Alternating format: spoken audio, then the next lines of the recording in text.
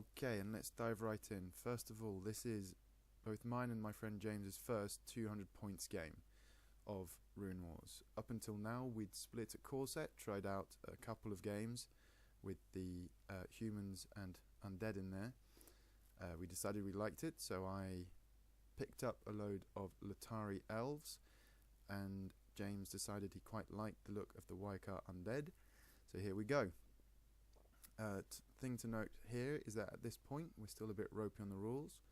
It's quite late in the evening. We've both just got back from a Malifaux tournament, so there are a few mistakes and probably we got a few rules wrong, but please bear with us.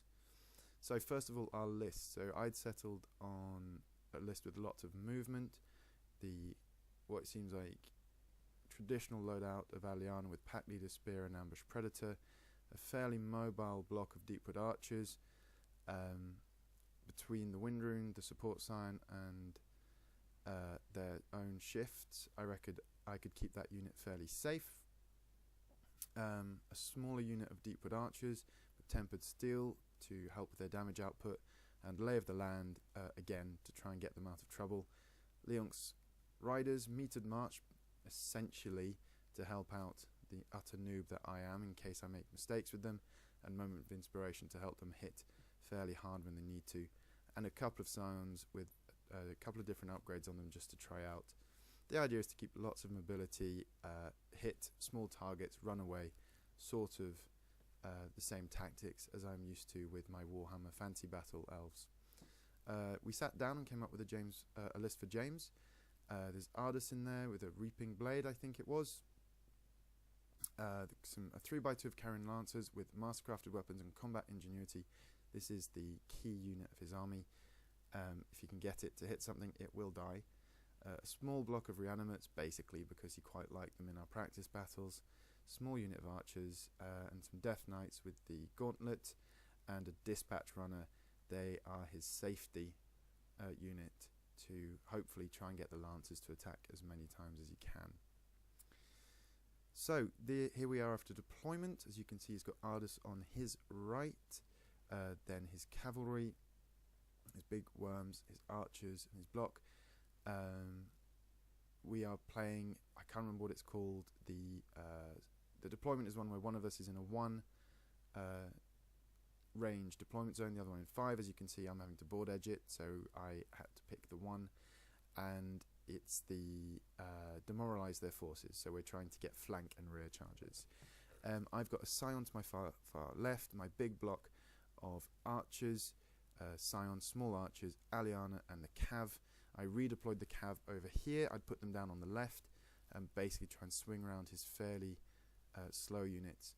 I've got that overgrown wood in the middle and an overgrown rocky outcrop on my right. Basically, this is my plan, is to anchor my big unit of archers behind a big overgrown piece of terrain to help them slide around it, stop enemies getting easy charges off on them, and just basically get out of dodge using the support sign and the Wind Rune.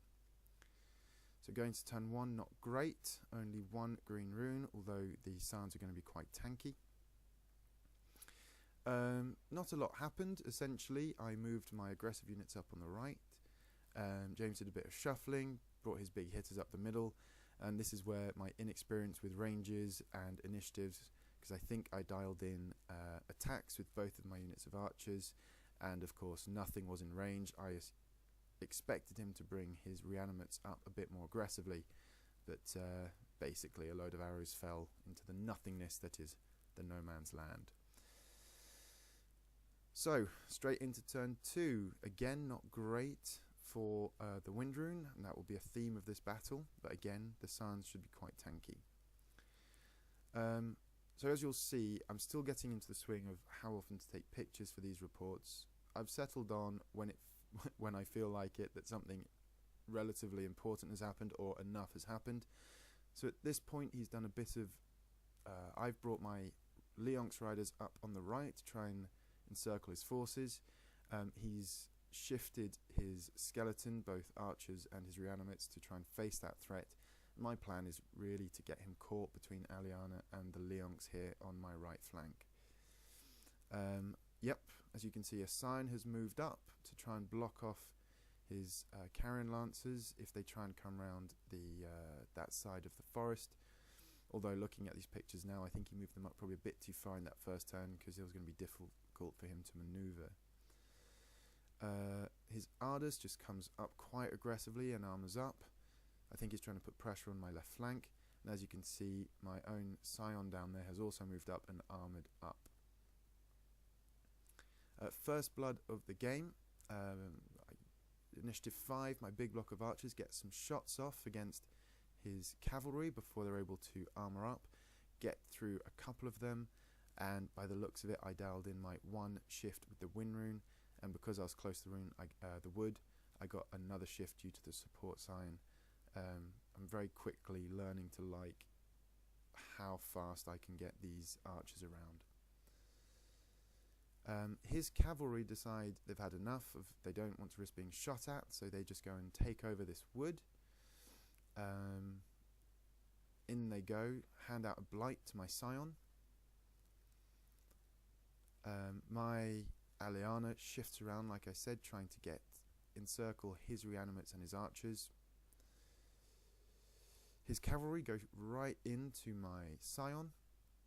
Quite late on they get an immobilized token for their effort, and I think he made me take a panic check, which didn't do an awful lot. I think essentially he fluffed on his rolls a little bit there. They were only threat 1 at this point, so even with 2 reds and a blue, an armor 4 Scion, they were going to struggle to get through that. So here we are at the end of turn 2. That's the state of the board. I've split his army up a little bit.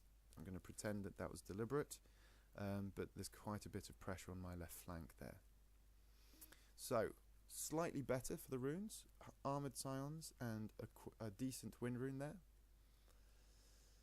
I decided to go early with my Scion to rally up in case he tries to get some blighted on me, and just to get that high armour up to try and get him to last that bit longer there and anchor my flank for me. He attacks with his knights, and I think he does, yep, a couple of wounds from there, including, I'd forgotten that he can just dial in a mortal wound, fairly handy. He comes in with a flank charge with Ardus. This is a thing that you'll see over the next few reports I put up, is I haven't quite got my head around the turn.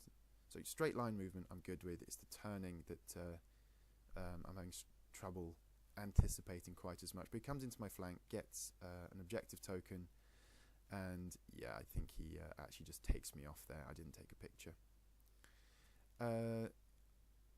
My small unit actually gets a shot off. I believe they just had range on the worms. Get the absolute perfect roll I can get, so that's probably, I think that's 6 damage with the tempered steel, which I activate, and a double surge, so I can shift and shift again away using the lay of the land. The idea in all of this is to go with the small unit first, so that the big unit with its rallying starling and simultaneous orders can then keep readying that card for me. So I think I pop a wound off, there we go, as you can see at the top left there, I pop a wound off the worms and shift off. Alian is still just sort of trying to maneuver herself into a good position. I reckon she's fairly safe from a charge from the reanimates where they are. And here, before they get to do much, I smash into them with my Leonx Cav, using their moment of inspiration, and take off 12 of the sorry souls. So here we go. James not thoroughly impressed, having to shovel off his reanimates. Oh, let's go back there. As you can see, I think he's realised that there was no room for him to actually get his carrion lancers out of that wood the way he was positioned. So he shifted them out, or just moved them out of the wood there, to try and get them to support his backlines.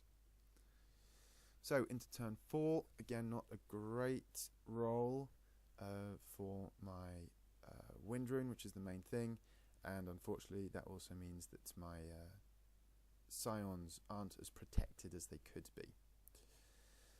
So I think he goes early with his carrion lancers to sort of reform them to avoid me getting any charges off into their flank with my Scion, and armours them up.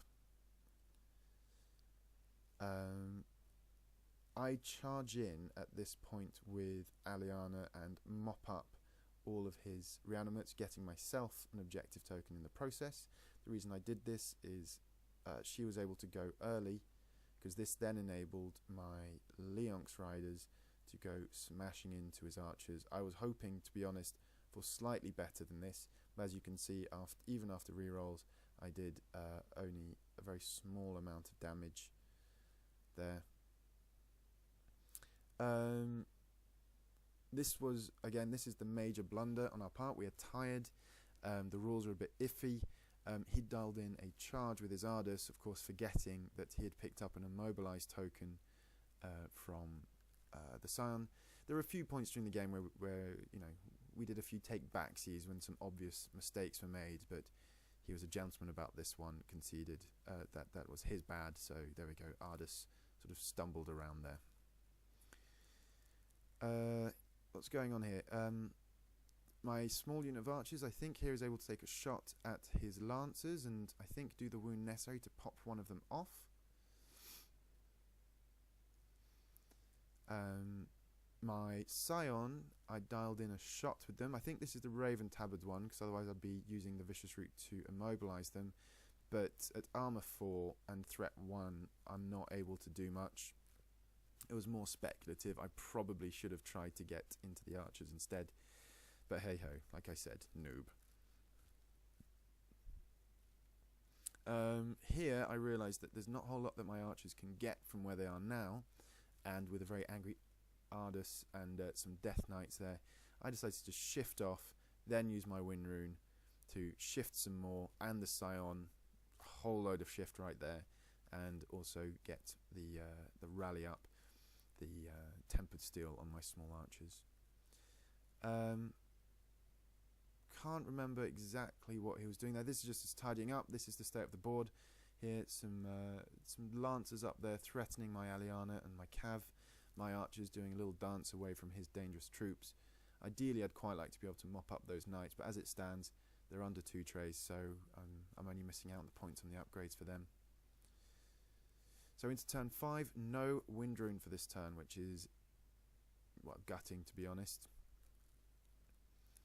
I managed to go early with my Scion and charge into his lancers before he's able to armor up. As you see, my shooting has actually been fairly ineffectual on them. I didn't get any wounds on them earlier. But I go in, the main reason here is to get that immobilize on them early. Yeah, only 3 hits, so I think I pop another wound on them. Here we go. I try and go early with my Cav, hoping to finish off his archers, but one sole little guy there is left. My Cav are all spent there. My archers, realising there's not a whole lot they could do, decide to take a shot. I could just get a bead on the Cav, finally drop one, and use all my shifts and surges and shenanigans to scoot into the woods. Over on that side, Aliana realises that her pack leader spear is spent, and there isn't there aren't a load of units that she can go in, destroy to ready it. She's used her ambush predator, and she decides that it might be best to get going. The small unit of archers, I think at this point, I decide aren't going to get much done, so they just shift, and with the low land, so that's 3 shift 1s away from the rest of the battlefield. And here we go at the end of the turn. I've got Scion holding up his worms. I've got my main unit in the woods trying to avoid his Cav. You can see there at the middle have reformed, try and get back into the fight. I finally dropped one worm, and that's where things stand. Going to turn 6. I'll take 1 green at this point. He goes early and gets a charge off with Ardus into the woods, and as you can see, drops 4 archers fairly easily. My Cav finally are able to get rid of his last archer and reform to try and face the threats. Thinking that if my Scion can hold up a bit, we might be able to engineer a flank charge. I've gone with my Scion just to armor up and rally to get myself an inspiration token, protect against blight just in case. I'd seen somewhere that blight is horrible, but even with the armor, even with anything like that, threat 3 worms with mastercrafted weapons just tore through him. Poor thing. Again, archers decide that they're having none of this. They are running away. I can't exactly remember what I did. Oh yes, I'd programmed in a shot and I can't remember what it's called, the ability, the white ability on their second dial, but of course, as I'd said, I'm not really quite great with the turning at the moment, so that was wasted as they were engaged by Ardus. And you can see at the top there, Aliana's decided to shift away. Into turn 7, some armor for my non-existent scions now. 1 green rune. The Cav decide that they don't really fancy taking on the worms, so they shift away.